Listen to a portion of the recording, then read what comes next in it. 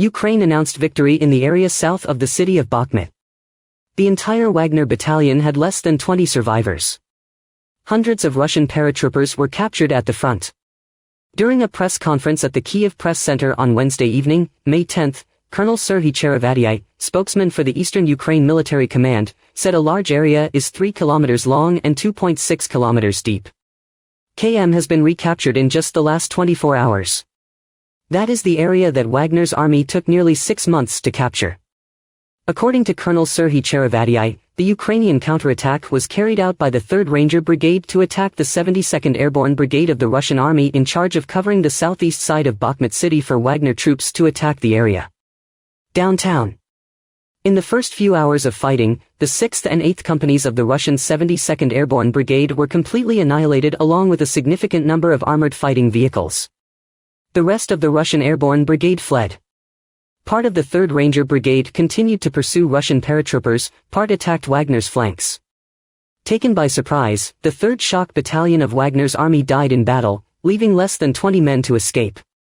Lieutenant Colonel Andriy Biletsky, the founder of the Azov Regiment, now the commander of the 3rd Ranger Brigade, said that after 2 Russian tanks and 18 armored vehicles were shot down, the Russian paratroopers knew that the end had come to an end. Those who did not escape surrendered, a considerable number of hundreds of prisoners were captured and Wagner's 3rd Shock Battalion suffered heavy losses. Some context: Bakhmut was the site of a months-long assault by Russian forces, including Wagner mercenaries, which displaced thousands of people and left the area completely devastated. But despite the vast amount of manpower and resources that Moscow had poured into capturing the city, they were unable to take it. Also during a press conference at the Kyiv Press Center, the spokesman for the Ministry of Defense of Ukraine, Brigadier General Alexei Hromov, said that the Air Defense Forces destroyed 3 Russian drones over the Dnipro region on the night of May 9. That same night, Russian troops heavily shelled Kherson. More than 350 rounds were fired into Kherson province during the day, injuring 1 person. In Zaporizhia, the Russian army shelled 19 settlements. A resident of the village of Mykolsk was seriously injured. In the past 24 hours, Ukrainian artillery and rocketry units have attacked a Russian command post. 2 Russian artillery units that were in a firing position were suddenly blown up along with an electric warfare system. Death. In addition, the Air Force of the Armed Forces of Ukraine hit 2 enemy air defense missile systems. The Ukrainian Air Force also carried out 8 attacks on enemy troops and military equipment in the past day, and 2 attacks on Russian anti-aircraft missile systems. The Ukrainian military shot down 6 enemy drones, including 3 Shahid suicide drones. In the past 24 hours, 690 Russian soldiers were eliminated from the battle along with 2 tanks, 18 armored vehicles, 8 artillery systems, a multiple launch rocket system, and an air defense system. Overall, from February 24, 2022 to May 10, 196,310 Russian soldiers were eliminated from the battle. Total combat losses of the invaders also included 3,736 tanks, 7,275 armored vehicles, 3,039 artillery systems, 555 mass launch missile systems, 294 air defense combat systems, 308 aircraft, 294 helicopters, 2,624 drones, 970 cruise missiles, 18 warships, 5,974 troop and fuel transport vehicles, and 389 special equipment units. 2. The U.S. announced a new $1.2 billion package for Ukraine. Here's what's in it. The United States announced a $1.2 billion package of security assistance to Ukraine on Tuesday, as Ukraine's counterattack against Russian forces looms. The package includes 155mm artillery shells, additional air defense systems, ammunition for drones, as well as equipment that helps integrate Western launchers, missiles and air defense radars with existing Ukrainian systems. Many senior Ukrainian officials have expressed gratitude to the United States for the latest round of defense aid. We appreciate this sign of solidarity with Ukraine being shown on a day that is symbolic to U.S., Europe Day and Victory Day over Nazism in World War II. Together, we are moving towards a new victory. Ukrainian President Volodymyr Zelensky said in a tweet. Ukraine's Defense Minister Alexei Reznikov also welcomed the news, calling the new aid a new package of security assistance. The package, first reported by the Associated Press, will be under the Ukraine Security Assistance Initiative, which means it will be contracted and purchased from manufacturers rather than directly from the department's stockpile. National defense. Instead of providing Ukraine with the weapons it currently needs, the USAI packages are intended to create a medium and long-term supply to Ukraine. With the new package announcement, the U.S. marks $37.6 billion in military aid to Ukraine since the start of the Biden administration, including $36.9 billion since the start of the war in February 2022. According to a U.S. military official, even after Ukraine's counteroffensive begins, the U.S. will continue to send military aid to Ukraine, both to maintain Ukraine's military forces against the Russian army trying to defend itself, both to provide new equipment. 3. Senior officials say the United States has seen no change in the posture of Russia's nuclear forces following recent threats. Major General John Kirby, communications coordinator for the National Security Council, said that despite recent nuclear attacks by senior Russian officials, the United States has seen no signs of movement or change. Any change to Russia's nuclear force. Therefore, the United States did not change its position. We do not have any signs of a change in Russia's strategic force posture and continue to monitor the situation. We see nothing that might need to change our strategic force posture at this point. Russian leaders have repeatedly raised the prospect of nuclear war in recent months. For each threat, the United States and its allies watched Russia's nuclear forces for signs of movement or preparation to deploy them. Most recently, former Russian President Dmitry Medvedev said in late April that the threat of nuclear conflict was increasing every day. Is there such a prospect today? Unfortunately, that's true. And it's growing every day for well-known reasons, he said. This is not the first time this year Medvedev has raised the prospect of nuclear war. In January, he posted on Telegram about US and NATO support for Ukraine, noting that the failure of a nuclear power in a conventional war could trigger a nuclear war. On Tuesday, Russia's Victory Day parade showcased parts of Russia's nuclear force, including the state-of-the-art S-400 air defense system and Yars intercontinental ballistic missile system. Despite the fact that Putin sent troops to invade Ukraine, Putin said, "A real war has broken out against our motherland." He also falsely claimed that the West had incited war in Ukraine. We have pushed back against international terrorism and it is only right that we protect the people of Donbass and keep ourselves safe. He stressed that Russia cannot have an unfriendly country either in the West or in the East. Putin's statement seems rather paranoid. One cannot be friendly with Russia if it continues to bombard civilian infrastructure, kill innocent civilians, and trample international law. Popular Russian pop star Alla Pugacheva, in September called for an end to Russian soldiers dead for vain goals that make our country look like inferiors. 4. Secretary General Stoltenberg says, "We must redouble our efforts to keep NATO citizens safe from growing threats." NATO's General Secretary, Jens Stoltenberg, spoke in Brussels during a meeting of NATO's Military Commission. He said the alliance needed to redouble our efforts to provide security for 1 billion people in NATO countries, citing what he claimed was a growing array of threats. He told military leaders, "The transformation in our alliance over the past decade has been significant. Since Russia illegally annexed Crimea and entered eastern Ukraine in 2014, we have increased the readiness of our forces. For the first time in history, we have deployed combat troops to the east of the alliance, and our European and Canadian allies have spent an additional $350 billion on defense. Therefore, when Putin launches his official invasion of Ukraine in 2022, we are ready." Within hours, we had all our defense plans activated. We put 40,000 men under NATO's command, supported by considerable air and sea power, and we fortified our forward defenses from the Baltic to the Black Sea. These actions reduce the risk of Russian miscalculation and escalation outside of Ukraine, by making it clear that we will defend every inch of NATO territory. As we prepare for a more perilous future, we must redouble our efforts to keep our 1 billion citizens safe and maintain the rules-based international order. Intense warfare is making a comeback in Europe, global competition is on the rise, authoritarian regimes are challenging our values, interests, and security, and other threats are on the way. From terrorism to cyber attacks, from nuclear proliferation to climate change. So we need to push for this new era of strategic competition. 5. NATO's Military Commission meets in Brussels. On the afternoon of Wednesday, May 10th, the NATO Military Commission met in Brussels. The first session was dedicated to discussing Russia and Ukraine. Finland is participating directly as a member for the first time. Admiral Rob Bauer, chairman of the NATO Military Commission, said in his opening remarks that Russia is in the 15th month of the three-day planned war and the committee will listen live. Said by the Ukrainian army. 6. Japan's foreign minister reveals ongoing negotiations for NATO to open liaison office in Tokyo. Japan is in talks to open a NATO liaison office, the first of its kind in Asia, the country's foreign minister told CNN in an exclusive interview Wednesday. He said that Russia's invasion of Ukraine has made the world less stable. Foreign Minister Yoshimasa Hayashi said on Wednesday, "We are in discussions, but no details have been finalized yet." Hayashi specifically cited Russia's invasion of Ukraine last year as an event whose impact far beyond European borders forced Japan to rethink regional security. "The reason why we are discussing this is that since Russia got aggressive with Ukraine, the world has become more unstable," he said.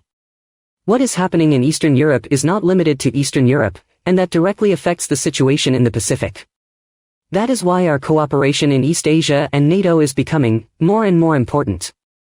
Nikkei Asia first reported on the plans to open an office in Japan last Wednesday, citing unnamed Japanese and NATO officials. In a statement to CNN last week, a NATO spokesman said, "Regarding the plan to open a liaison office in Japan, we will not go into the details of the ongoing discussions between the NATO members. NATO allies." She added that NATO and Japan have a long-standing cooperative relationship. The Russian invasion has prompted unaligned Finland and Sweden to abandon their neutral status and seek protection within NATO, with Finland officially joining the bloc last month. An office in Tokyo would be crucial, as the war in Ukraine and deepening divisions in Asia have seen countries like Japan and South Korea draw closer to partners. Their West, and offer a united front against perceived threats close to home, such as North Korea and China. 7. Intelligence Bulletin of the UK Department of Defence Intelligence. In the latest intelligence report, the UK Department of Defence Intelligence said the following. On May 9, 2023, the makeup of Russia's annual Victory Day parade in Red Square highlighted the strategic communication and material challenges facing the military after 15 months in the war in Ukraine. More than 8,000 soldiers are believed to have participated in the parade, but the majority were auxiliary, paramilitary forces and cadets from military training facilities. The only personnel from the regular forces deployable unit were the Army Railways Backup Force and the military police. A vintage T-34 from a ceremonial unit was the only tank in the parade. Despite heavy losses in Ukraine, Russia could still deploy more armored vehicles like that. The authorities may have refrained from doing so because they wanted to avoid domestic criticism for prioritizing military parades over combat operations. 8. Germany wants China to make sure it doesn't help Russia evade EU sanctions. Germany wants Beijing to promise it won't help Russia avoid European sanctions, while China warns Berlin and Europe about severing economic ties with China, as diplomats from both countries meet in Berlin on Tuesday. German Foreign Minister Annalena Baerbock told a joint news conference that imposed sanctions should not be weakened into a vicious circle. It is especially important that Russian arms companies cannot obtain war-related goods, she said, adding that all countries, including China, should act to force their companies to comply with this. Baerbock welcomed Chinese President Xi Jinping's recent phone call with Ukrainian President Volodymyr Zelensky and called on China to play a more decisive role in ending Russia's war in Ukraine. Neutrality means siding with the aggressor, Baerbock said. On Sunday, the Financial Times reported that a new EU sanctions package under consideration lists 7 Chinese companies accused of selling equipment that could be used in weapons to Russia. The sanctions list will need the consensus of 27 member states before it can be enforced. China on Monday said it opposes any measures against trade based on its relationship with Russia. "We urge the European Union not to go astray, otherwise China will persevere," said Chinese Foreign Ministry spokesman Wang Wenbin at a press conference on Monday. "Determined to protect our legal rights." Referring to reports of proposed European Union sanctions against Chinese companies for their alleged involvement in supporting the Russian war machine, Bin said. "We have received relevant reports. China firmly opposes illegal sanctions or long-term jurisdiction over China for Sino-Russian cooperation. Economic and trade cooperation between China and Russia is open and frank. China never attacks any third party, nor does it tolerate any third-party interference or coercion," Bin added, telling reporters that China would have acted resolutely to protect its interests.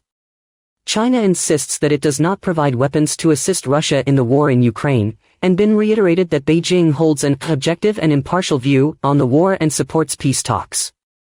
State-owned Chinese defense companies have maintained commercial ties with sanctioned Russian defense firms over the past year. A CNN review of the customs records of key companies found no evidence that any of the goods exchanged were directly serving Russia's war. 9. Ukraine says, Russian military will not allow employees of the Zaporizhzhia nuclear plant to evacuate with their families. Russian soldiers are preventing employees of the temporarily occupied Zaporizhzhia nuclear power plant from being evacuated from a nearby frontline town with their families, the Ukrainian military said on Wednesday. In Enerhodar, the Russian invaders organized the so-called evacuation for family members of the Zaporizhzhia nuclear power plant employees, but the power plant employees themselves were not allowed to leave the city. Spokesman for the National Police of Ukraine, Captain Alyona Lyatnitska, said as above. Russian-backed authorities ordered the evacuation of thousands of civilians along the southern front as a Ukrainian counteroffensive loomed.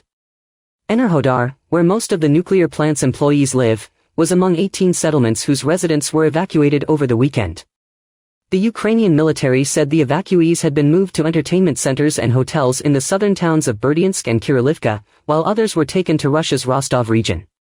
The Zaporizhzhia plant is Europe's largest nuclear power plant and has been temporarily occupied by Russian forces since the start of last year's invasion. The factory is still mainly run by a Ukrainian workforce.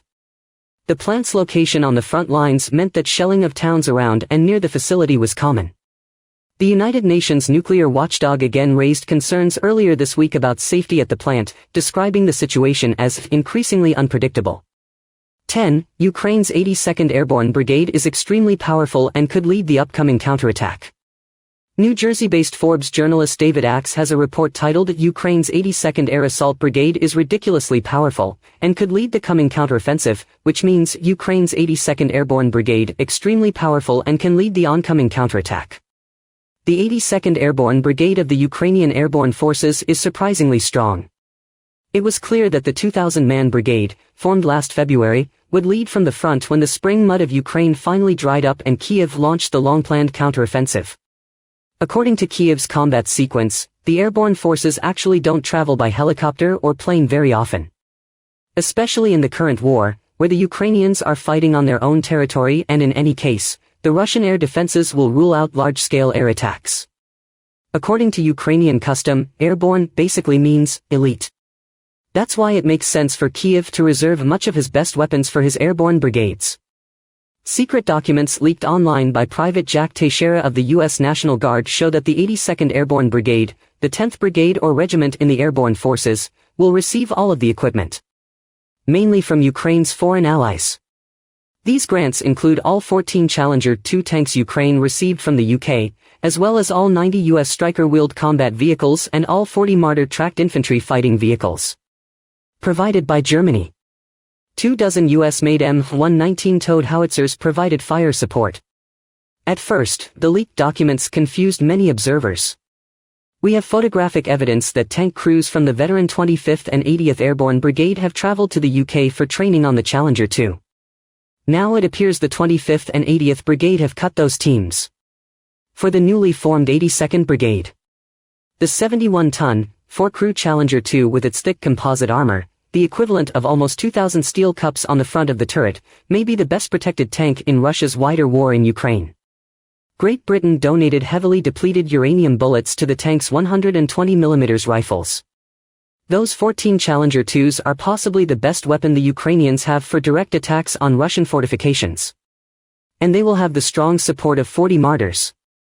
The 31-ton Marder, carrying 3 crew members and 6 infantrymen, armed with a 20mm automatic cannon and Milan anti-tank missile launchers, has sloping front armor that provides protection equivalent to 53 to 70 steel cups, if not more.